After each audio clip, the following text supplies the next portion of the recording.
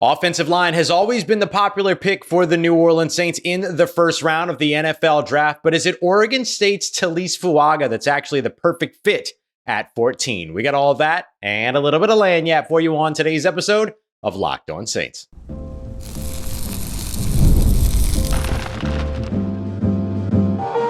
You are Locked On Saints, your daily New Orleans Saints podcast, part of the Locked On Podcast Network, your team every day.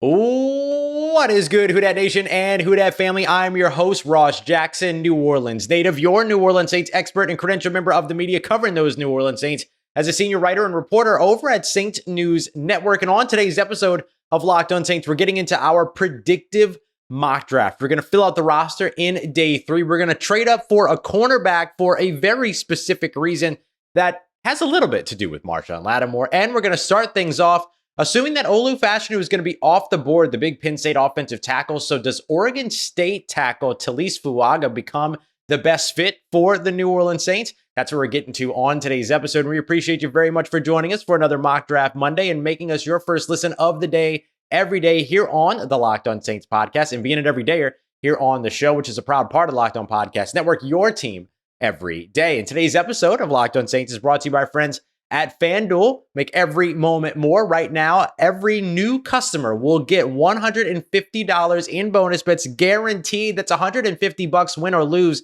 Just head over to FanDuel.com/locked-on to get started. The New Orleans Saints might miss out on the perfect fit offensive tackle that everybody has been mocking to them in Penn State Olu Fashanu if they sit and wait at 14.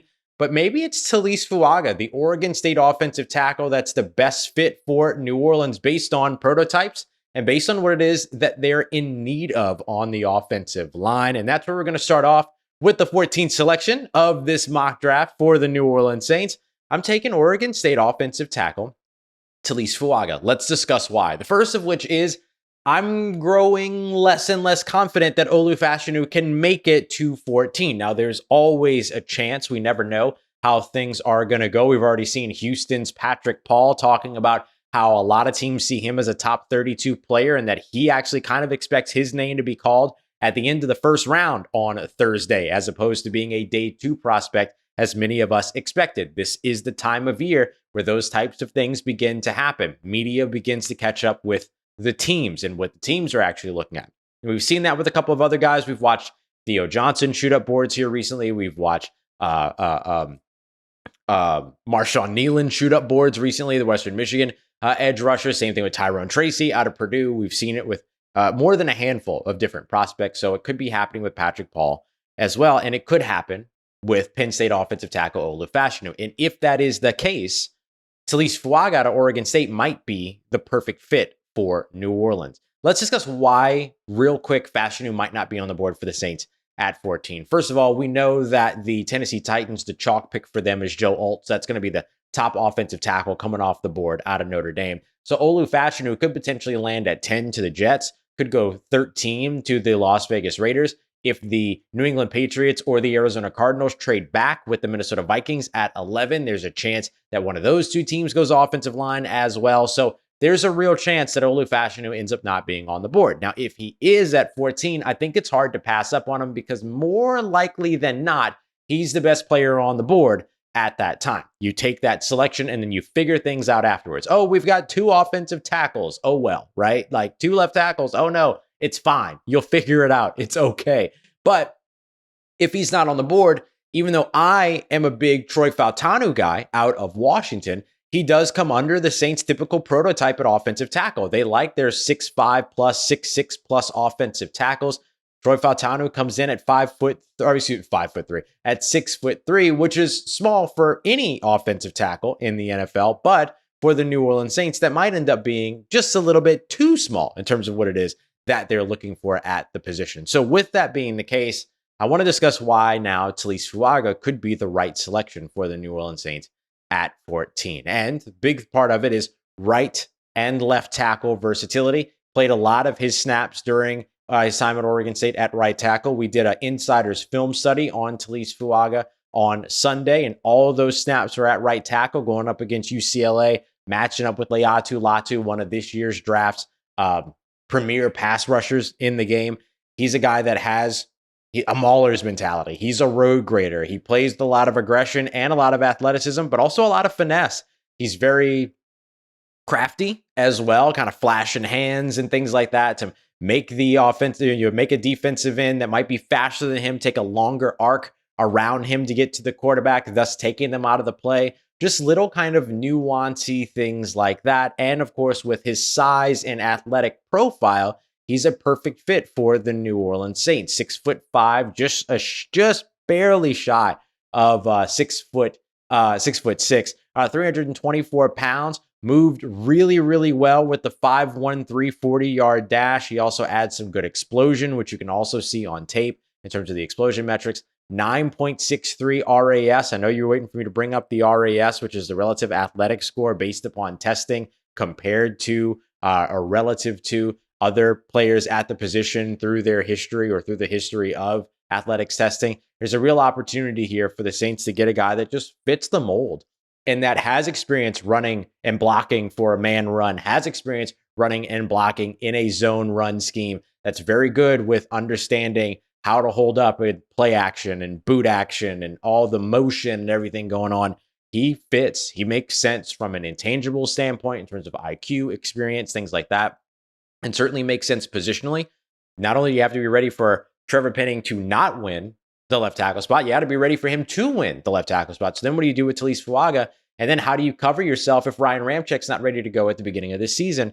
And beyond him not being ready to go at the beginning of the season, if he is ready to go to start 2024, how many games is he going to make it? Is he going to be ready for 2025? How's the knee going to hold up? You got to have your future for both of those positions ready. And Taliese Fuaga could potentially check both of those boxes depending upon how things go with Trevor Penning. So I think Taliese Fuaga could very well be the pick for the New Orleans Saints. It feels more likely that, unlike me, they have, Troy Fashanu kind of, sized out because of their specific prototype, the team prototype, as opposed to the NFL prototype. But we'll see how the change in the offensive scheme affects things like that. Fuaga, though, still a good fit in a wide zone offense. It would be a good fit in Clint Kubiak's new offense as well. Before we get to my shocking decision to trade up for a cornerback, yes, we do that in this draft. I do want to tell you about my second round pick. At pick 45, I went with Malachi Corley, the Western Kentucky wide receiver. I wanted either him or Xavier Legette in the second round, the big playmaking wide receiver out of South Carolina. And I ended up going with Corley, who gives you that Deebo Samuel-esque yards after catch king kind of a player that you can also deploy out of the backfield, the slot, line him up out wide. You can do a bunch of different things with him.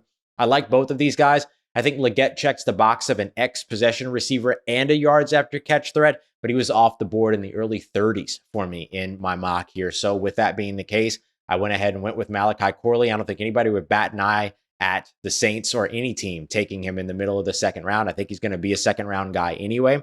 So that was an easy selection for me. So for first and second round, being able to walk away with Taliese Fuaga and Malachi Corley, I'm feeling really good, but I'm also feeling a little antsy about my cornerback situation, and I want to address that next. That's what we got coming up for you as we continue on with today's episode of Locked On Saints, part of Locked On Podcast Network, your team every day.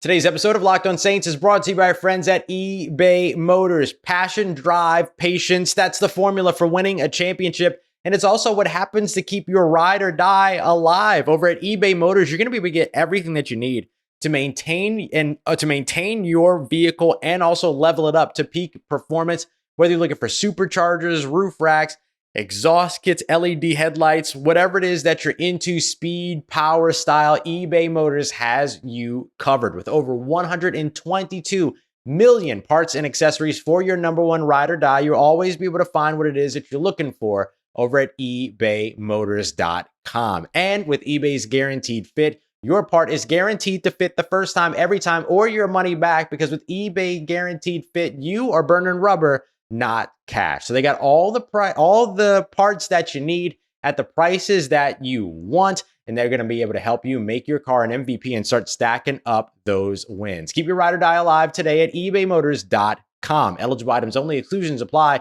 eBay guarantee fit available only to U.S. customers. All right, family. There's always something unexpected that the New Orleans Saints do, trade up for a quarterback, these types of things.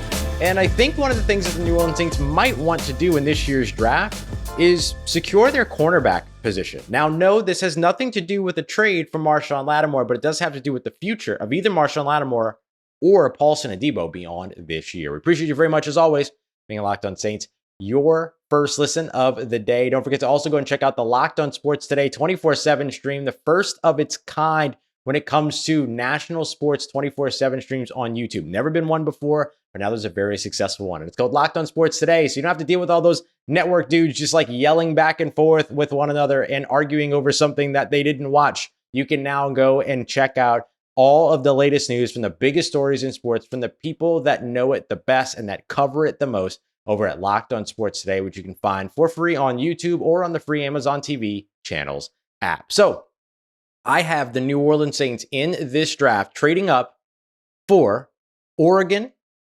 cornerback Kyrie Jackson, a guy that we have not talked much about in this year's sort of draft process.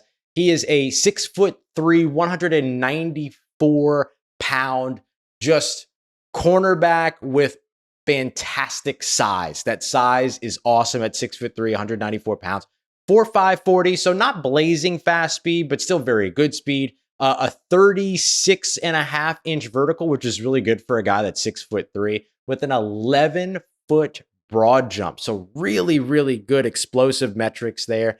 He is a quintessential long arm, 32.75 inches, long armed press man corner.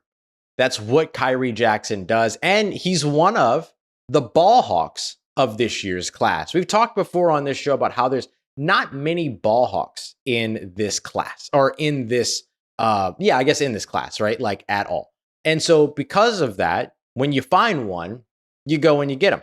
Now, he had 3 interceptions last year, also brought one, or had a touchdown that he allowed, but he was fantastic in man coverage. Very strong as a press man corner as well. Only missed 2 tackles last year. Also dropped interceptions, so could have had 4 interceptions. A passer rating of just 41.6 when targeted last year as well. Played the majority of his time over on the outside at corner. Did not take a lot of snaps in the slot. Only 23 last year. He is a perimeter cornerback who's dealt with some injuries in the past. Only got to play 60 snaps last year, 123 the year before that. But man, is he an incredibly talented dude. He is one of these corners that I think could potentially leap off the board, maybe even a little bit earlier. But I traded up for him to grab him in the 3rd round. A lot of folks maybe have him as a 3rd, 4th round guy. There's a good chance that he ends up going earlier than that. He also was suspended for 2 games. It was a violation of team rules when he was playing with Alabama. But then he transferred over to Oregon, missed 1 game last year, and then opted out of the bowl game. Led the team in interceptions as well as passes defended. He had 10 passes defended last year. So just very active around the ball, really good ball skills. And again, one of the few ball hawking defensive backs in this class. So he took a lot of steps forward in 2023. What your hope is that he can carry that improvement and continue that progress as he continues to move forward. That's got to be the biggest thing for him, is just continuing to show that that was momentum, not just a fluke of a season. So that's the way that I have the New Orleans Saints doing this. And the reason why I have them trading up for a corner is because they always do something a little bit unexpected, right? But then the next piece of it too, behind all that, is simple, that it's just like,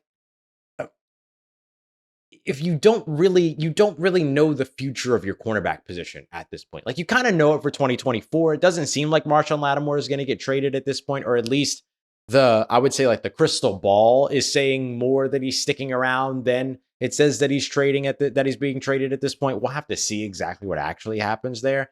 But even beyond that, if he's not traded this offseason, is he traded next offseason? If he's not traded this offseason or next offseason, Paulson Adebo is in a contract year right now. So does he get an opportunity to extend and stay? Or does that hinge upon how things go with Marshawn Lattimore over the year? And so I think in either case, you might be without Marshawn Lattimore. You might be without Paulson Adebo this time next season.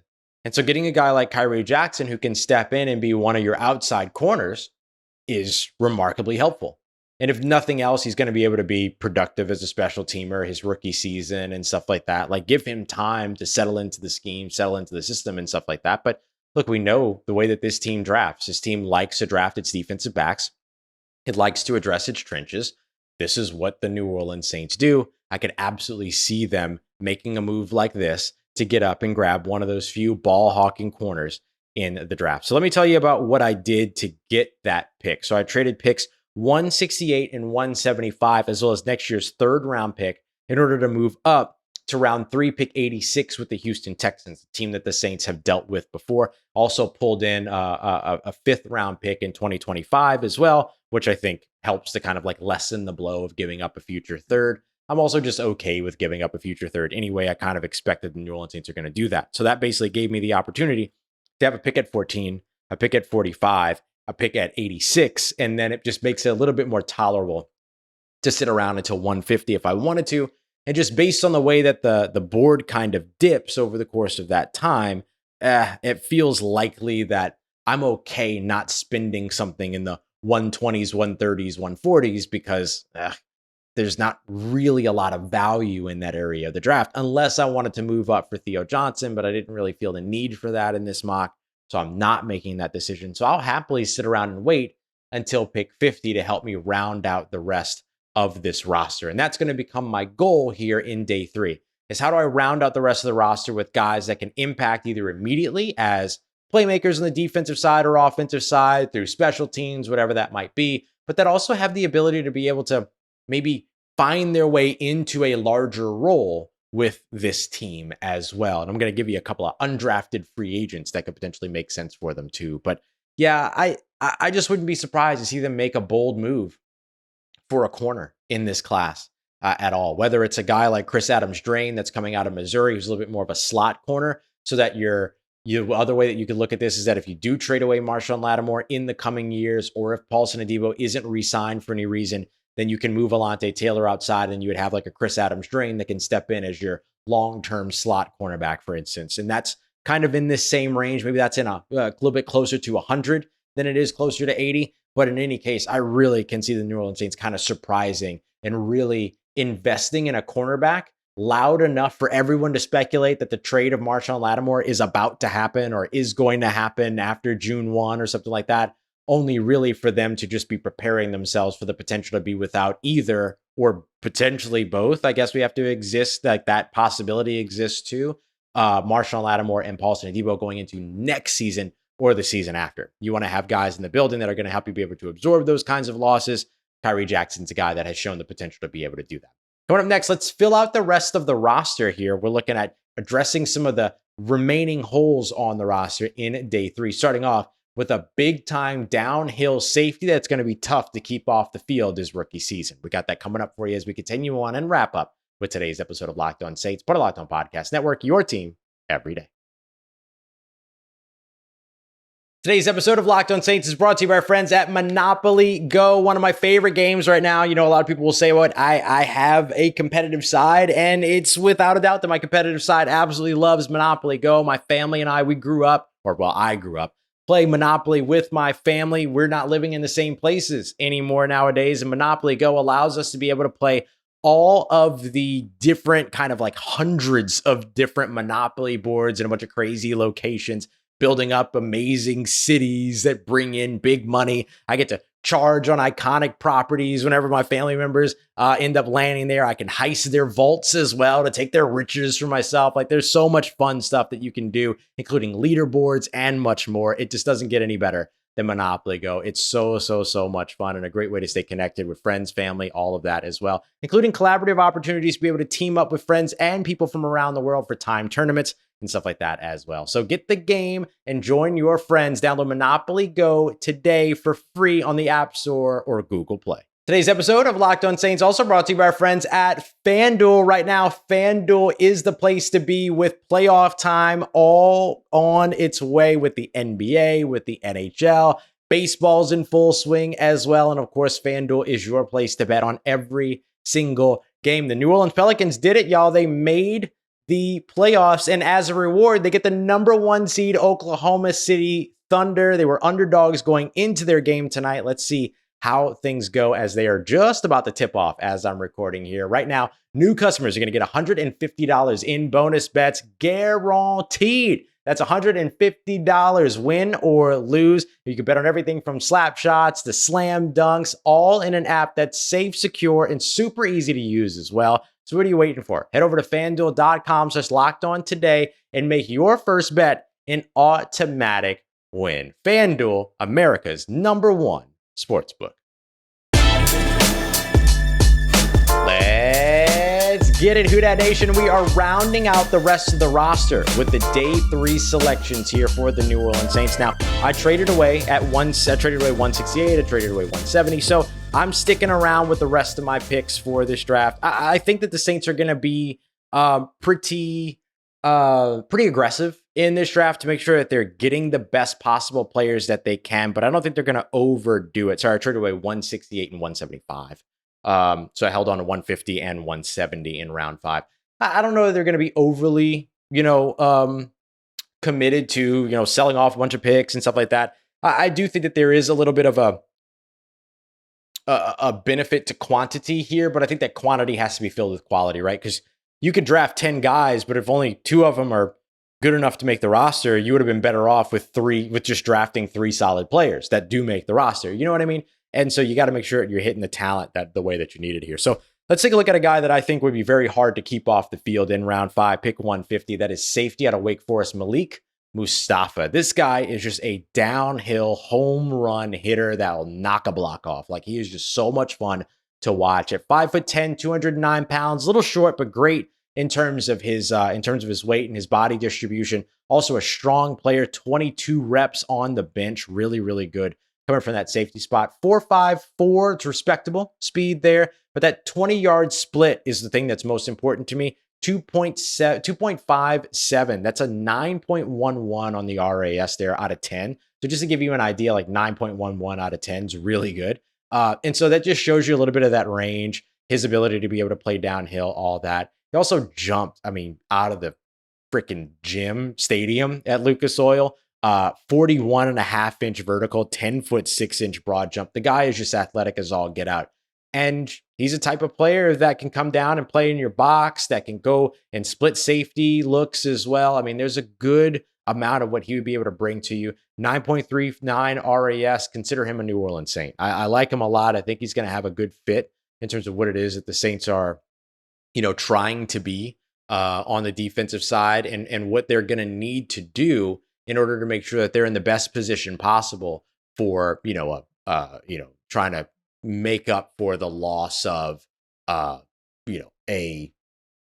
Marcus May over the course of the offseason, all that. Like, you still need another safety that can get down there and play downhill. And I think that him and a Mustafa and a Tyrann Mathieu could be a lot of fun. And a Mathieu Mustafa second level is pretty fun to stick around with as well.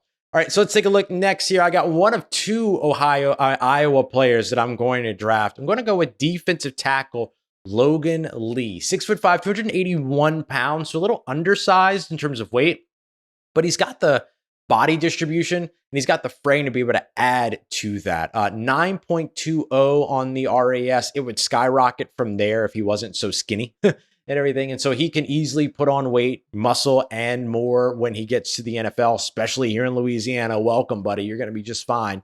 But at 6'5", and then if he can get up to 300, if he can get to 290 plus, he's going to be within the New Orleans Saints metrics there. 505, 40-yard dash, pretty good. But really, for me, it's the explosiveness when it comes to the interior players. And the explosion is absolutely there. 31.5-inch vertical leap for a guy his size is really good. As well as a 9-foot 6-inch broad jump for a guy his size, really, really good as well. And he just is one of those dudes that just kind of like gets off and gets it done. He is just one of those guys that has consistently been great, or not great, but has been really, really good, I think I'll say, for the Iowa Hawkeyes. He has some special teams acumen as well. He's been a team captain. He's got 2 blocked field goals in his career. Honorable mention, all Big Ten, 2 years in a row. And then again, that team captain thing is something that the Saints like so much. He could be one of those guys that in an odd front plays on the end, but then in an even front plays on the inside, particularly lined up probably like in the 3 tech area there. And that's something that the New Orleans Saints can absolutely use. And I think too, because they play a mixed front defense where sometimes they go with 3 down linemen, sometimes they go with 4 down linemen, he can be somebody that contributes in a variety of different ways without having to be like a pass rusher on the edge, right? That can move in and out like a Tano Passanio, for instance. This is a guy that can make those plays happen another way. All right, now getting to pick 190 as we get into the 6th round. Dylan Laube, the running back out of New Hampshire. The Saints probably one of those running backs that can catch out of the backfield and that can run a variety of different things. Laube's one of those guys coming out of New Hampshire, 8.79 RAS, so he checks the box. Biggest thing is just size, 5'9", 206. If he bulked up a little bit, then maybe you'd feel a little bit better about the height, but either way, still really good. 4.54 speed is respectable, but good explosiveness, good short area quickness, and again, good hands in the passing game, which I think is probably the most important part of that conversation. So continue to bolster and add to that running back room. That's one of those things that I don't think would be a surprise for the New Orleans Saints at all. My 3 things for the New Orleans Saints that might be a surprise to others that are not a surprise to me. First one is selecting a defensive tackle in the 1st round. I would not be surprised by that. Trading up for a cornerback, especially a ball hawking guy, would not be surprised by that. And then adding a running back, would not be surprised by that at all. Let's continue to focus on the offensive line here. You've got your guy that's going to line up on the outside, but do you have a guy that might be able to push, challenge in a bunch of different places on the inside? That's why I went back to Jalen Sundell out of North Dakota State University. He's one of those like RAS, really good players, 9.35 in terms of athleticism, good size at 6'5", 301 pounds, moves pretty well, has some zone blocking experience, has some man blocking experience, has good pass protection as well, and can move all about, has played at the tackle spots, has played at center. He's effectively a 5-position guy. Grab him, give him the opportunity to develop, and then plug him in wherever he can be most helpful to you over time. And then finally in the 7th round at pick 239, this is where I usually go with like an Evan Anderson out of Florida Atlantic or a Trey Taylor out of Air Force. I feel pretty good about the additions that I've made on the interior as well as at safety. So I went with tight end and a guy that could potentially end up there, Eric All out of Iowa. Missed the last 7 games of his season last year with the Hawkeyes with an ACL injury. That might lead to him going undrafted. That might lead to him being an early, teams trying to get an early start on him when it comes to his, undrafted free agent stock or whatever. And so because of that, I think this is a guy that the Saints could potentially like. I mean, they've checked in on him already. They had him in for a top 30 visit. A lot of that was probably just to match up medicals and stuff like that. But I mean, the guy had, 21 catches, 299 receiving yards last year and 3 touchdowns, despite missing those last 7 games. It was very good for the Iowa Hawkeyes.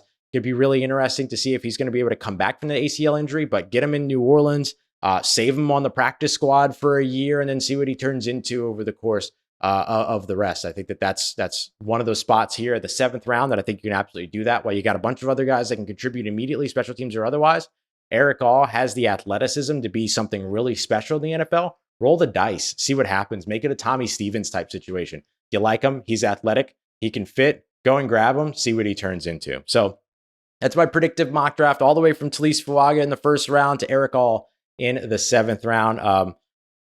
This is the best I can do in terms of predicting, but we're going to be taking a look at much, much more all throughout the week, including looks at what surprises could be in store, drops that could happen to 45 that would make the New Orleans Saints a much better team immediately, and much, much more. And of course, we'll probably be hearing from Mickey Loomis at some point this week as well. So lots of good stuff on the way here, but hope you enjoyed what will probably be our final mock draft of the 2024 draft season. Oh my goodness. We appreciate you very much, as always, for making us your first listen of the day. Every day, want to know how the Pelicans finished up? Locked On Pelicans should be your second listen today with Jake Madison. We appreciate you very much, as always, making Locked On Saints a part of your day, part of your routine, for saying yes to me on the show. As always, if you see me, please say hi. And if you need anything else around your New Orleans Saints in between these episodes, make sure you follow me on your favorite social media at Ross Jackson, NOLA. Hit me up. Know how the family's doing. Let me know how you're living. Let me know how you're momming them. And trust Who Dat Nation, I'll holla at you.